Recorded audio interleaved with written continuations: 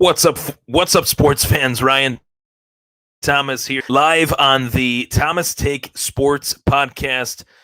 A lot to discuss, a ton to discuss on tonight's show. Thank you so much for joining me as I hop on here to recap some of the more recent storylines inside the world of sports. Of course, the Buffalo Sabres, the NHL trade deadline. It is typically the busiest day in any NHL season. And obviously, with the season somewhat going up in smoke for the Buffalo Sabres, the Sabres were going to be extremely active in how they approached this trade deadline. We saw guys like Eric Staal get sent out of Buffalo to Montreal for a draft choice. Brandon Montour gets sent to the Florida Panthers for a draft choice. And last and certainly not least, a moment that we all highly anticipated, the Buffalo Sabres trade Taylor Hall. And I want to go, into just what my thoughts are on the whole Taylor Hall experiment for the Buffalo Sabres.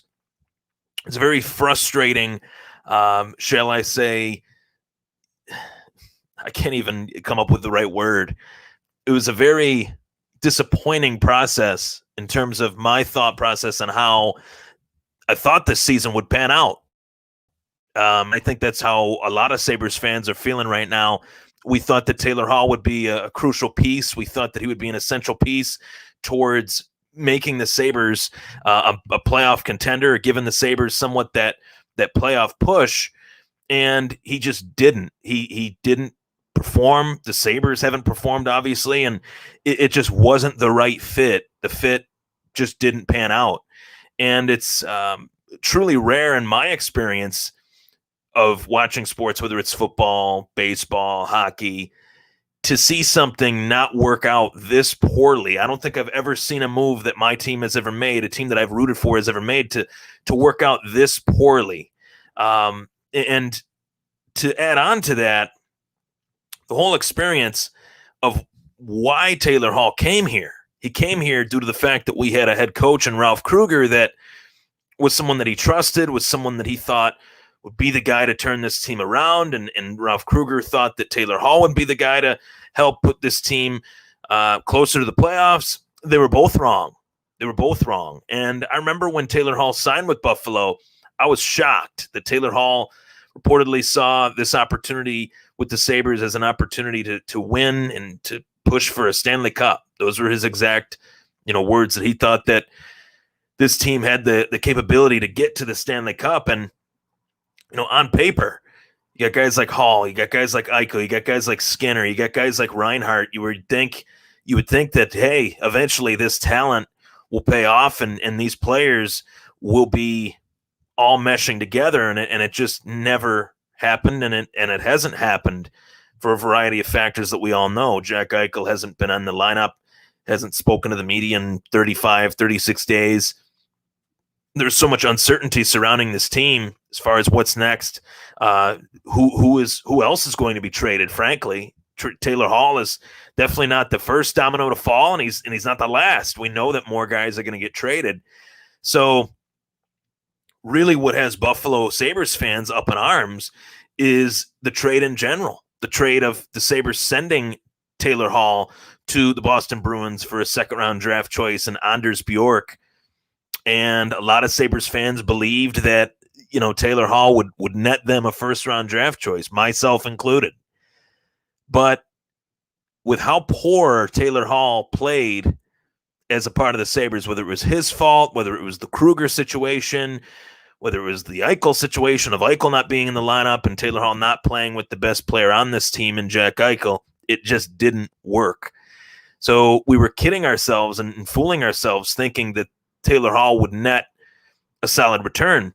We look at some of the guys that have been traded in this NHL trade deadline, guys like Daniel Savard and Nick Foligno.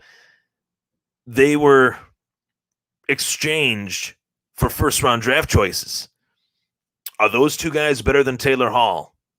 Maybe not. Offensively, I think Taylor Hall is better than both of those guys, despite the bad season that he has had with the Sabres. For a team that already has some offensive pieces in place, like the Boston Bruins, Taylor Hall can go to that team, be effective, be productive on the second line, which is where he will play. And you look at Nick Foligno and you look at Savard, they are not making $8 million. The Buffalo Sabres signed Taylor Hall to that 1-year deal for $8 million. So they were not going to be able to, get as much back because the team was taking on, $4 or $5 million. When I see the trade, okay, and this is where the criticism for Kevin Adams comes in. When I see the trade, knowing the trade deadline and how it works, today was the trade deadline at 4:00. A savvy GM, a seasoned GM, would wait until that last minute and try to trickle things down and bleed out, I guess you could say, as much as he could for this particular player, for Taylor Hall. He was traded yesterday. So the Sabres had, a day and a half or half a day more to try to make this a better deal, And Kevin Adams kind of took what he could get. Part of that is Taylor Hall had a no move, no trade clause that he had to waive if he found a team that he wanted to play for, and ultimately he did. He looked at the Boston Bruins as a team that he wanted to play for and looked at the Bruins as a team that he could potentially help make that playoff push and bring another Stanley Cup to Beantown. But when I look at this in terms of Kevin Adams, I got to say that this is not the return that you should have got for Taylor Hall. But it's not whether or not the return was what you should have got. What you got, the problem is what you got in Taylor Hall was not what you thought it was. So no matter what, due to the fact that he had played so ineffectively on this team, we were never going to get what we thought we would get. We were never going to get what we expected to get if, in fact, we did trade him. If we're trading Taylor Hall in his first and only season with the Buffalo Sabres, then obviously something went horribly wrong, whether it was because the Sabres' wins-loss record was poor or whether Taylor Hall was ineffective. Ultimately, it was actually both. So, Anders Bjork, not really a name that jumped out at me as a guy that I expected the Buffalo Sabres to make a trade for, or a guy that would be what we would net in a return. And not only did we trade Taylor Hall, we traded Curtis Lazar as well, who, former first-round pick, Chicago Blackhawk, comes to the Sabres. He's a fourth-line guy, gritty guy, physical guy. I liked him for what he brought to the team, but they ultimately sent him packing as well.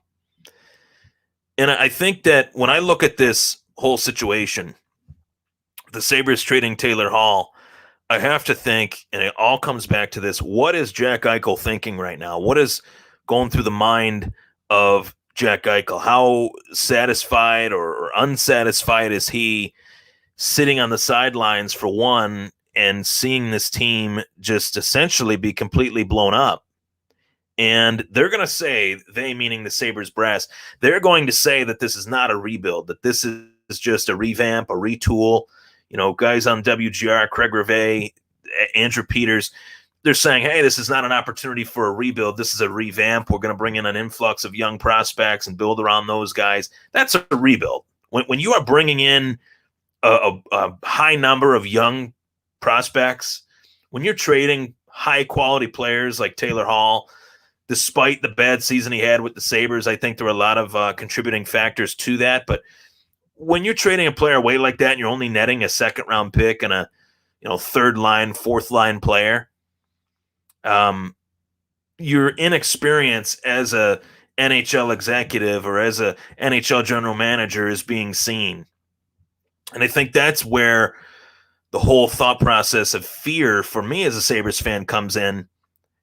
If the Sabres do, in fact, trade Jack Eichel, will Kevin Adams be responsible enough as an NHL GM, as an NHL executive, to get the most for him? Hence why Kevin Adams, rightfully so, is really trying to convince Terry and Kim Pegula to bring in this assistant NHL general manager so that Kevin Adams has a experienced voice in the background when these trade negotiations are going down. Now, I'm not saying that Kevin Adams is being taken advantage of. For all we know, this is the best deal that the Sabres could have got. For all we know, maybe it was. We don't know. We don't know what other offers were thrown out there. Ultimately, I would trust that any GM would try to get the best deal that he can for the team that he represents. But to me, I felt like the one area where they could have changed this and made this better was in the sense that they could have got more time invested in waiting to make this deal and finding the right deal rather than just settling. You still had a half a day left in the trade deadline. You could have taken advantage of that and tried to get a better return for a player that, yeah, he didn't succeed for you and he didn't really bring a ton to the table, but he's an elite player offensively that teams are trying to get on the cheap. Due to the fact that he played bad for you, he's going to play a lot better for the Boston Bruins. I believe that. I don't know how much better, but I know can't get much worse than how Taylor Hall fit or didn't fit within the Buffalo Sabres organization. So that's my thoughts on the Sabres. I expect plenty more trades to happen along the way within the Buffalo Sabres organization, and a lot of players moving in the offseason and stuff like that. I wanted to shift gears here, though, to an MMA topic that, man, this topic circulated today. There's no doubt about it. I got to pull up the Twitter feed for this one because it played itself out on Twitter. I mean, as a lot of things do with some of these famous athletes, a lot of things play themselves out on Twitter. So Conor McGregor and Dustin Poirier, I want to start off with, we got the trilogy match set for July 10th. That's when that fight is set to take place. July 10th, the third bout between Conor McGregor and Dustin Poirier. And there's no secret, this is a big fight for Conor McGregor. This is like his back is against the wall. Let's see what he comes out with in terms of his adjustments and how he'll adjust to Dustin Poirier and what Dustin Poirier brought in his win of the second fight. But this is new. This is next level. What we saw from the Diamond, Dustin the Diamond Poirier, as well as Conor McGregor. So Conor McGregor hops on Twitter and he says that this new fight, the third fight, will end via face front kick, knockout, front kick knockout. And Dustin Poirier says, that's a fun prediction. You also predicted a donation to my foundation, and you and your team stopped responding after the fight in January. Now that's dropping a bomb in terms of the trash talk, because the whole reason the second fight actually materialized was due to the fact that Conor threw it out there on Twitter that, hey, if you need a fight, if you're looking for an opponent, as Poirier was at odds with the UFC and who his next opponent would be, Conor threw his hat in there because he was at odds with who his next opponent would be. And oddly enough, as was Dustin Poirier, as I just mentioned. So he says, hey, I'll throw in a donation to the Good Fight Foundation. We'll fight. $500,000 goes to your charity, and you'll be able to build a gym in Lafayette, Louisiana, for the at-risk youth in Lafayette, Louisiana. Great. Dustin Poirier, Conor fight.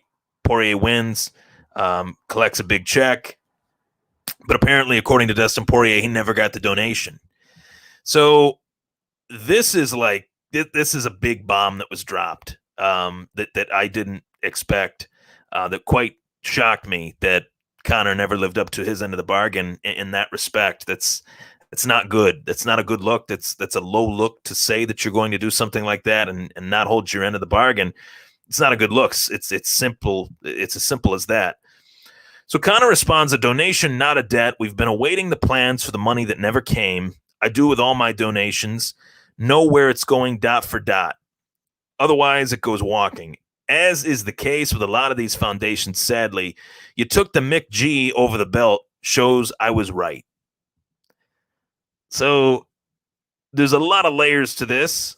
A donation, not a debt. Yes, he agreed to donate. A donation is not a debt. You're agreeing to give your money away. There's no debt to not doing so. For whatever reasons, he flaked out on it and backtracked. He said, we've been awaiting the plans for the money that never came, which means in his regard, Poirier's end of the bargain was supposed to be, hey, you're going to tell me how my $500,000 goes towards your charity.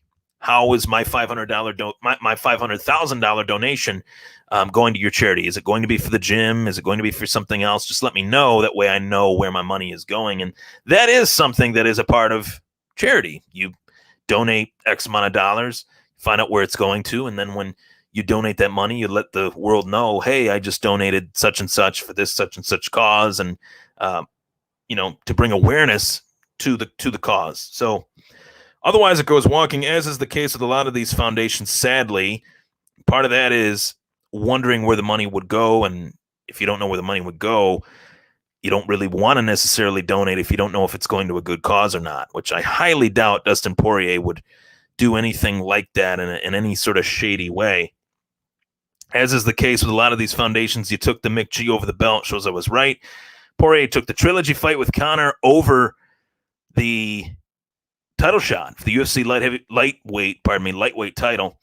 So Dustin says, 100% never a debt you offered, we accepted, and like I said, your team never responded to our emails regarding the process of where funds would be put to work. July 10th, you will taste defeat yet again.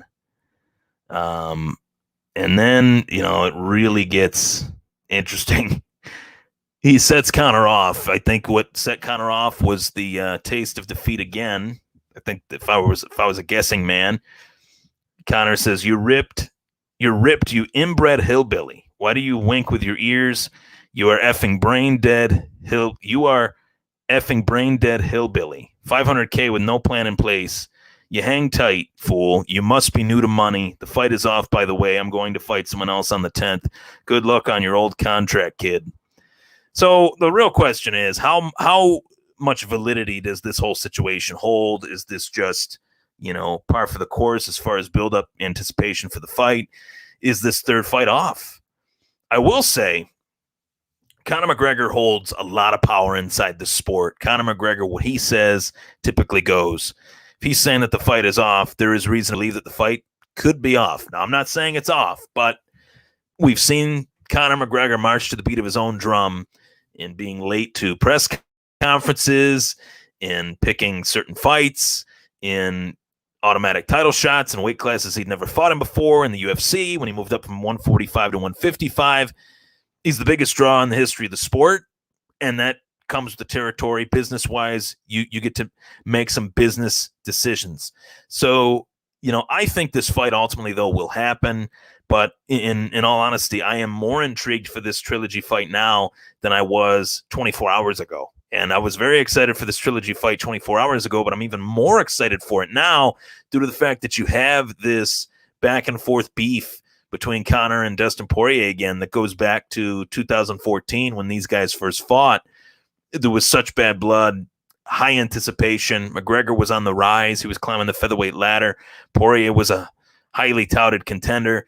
And now we're right back square one, despite the fact that Conor lost to Poirier. The rules are the same. Poirier, a highly touted contender. McGregor trying to get his belt back, trying to climb that ladder. And July 10th, can't wait. I think the fight's on. Take care, everybody. Thanks for tuning in. This is the Thomas Take Sports Podcast. Enjoy the shows as I continue these shows. Counting down the days to NFL Draft Day, April 29th. I got something cooked up really special for everybody, so stay tuned for more.